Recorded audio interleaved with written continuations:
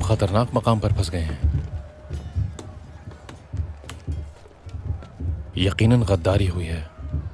हम इसे गद्दारी नहीं कह सकते सफीर साहब, इसे तिजारत कहते हैं।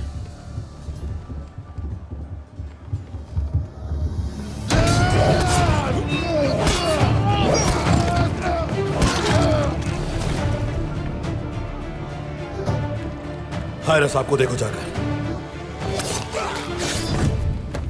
ये गद्दारी है।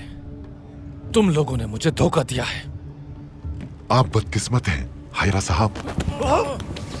छोड़ दो इसे।